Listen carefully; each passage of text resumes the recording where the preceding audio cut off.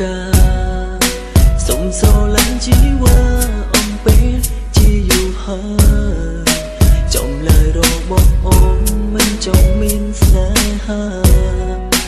ពេលកំពុងសិក្សាអូនថាមានប្រលើលោកនេះសុខសាយក្បត់អូនមិនជឿពីស្មន់របស់ខ្ញុំណាឡើយហើយមិនមែនតែបងដែលសង្ស័យត្រឹមត្រូវនៅមាននាងចាំអូនទីស្រីតាដូចជាអូនគឺបងប្រាថ្នាស្រឡាញ់ជីវិតទាំងមិនមើលខ្លួនឯងសោពេលនេះមាននាងមកក្រោយបានអូនជាសង្សារហើយបងគ្មានឡើយឱកាសបាយ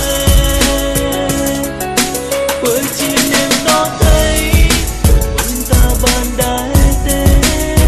ធ្វើជាមនុស្សមិនស្គាល់គ្នាតែល្អដែរទេ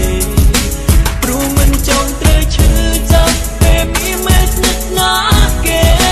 បងគ្មានន័យតបត្រាអូ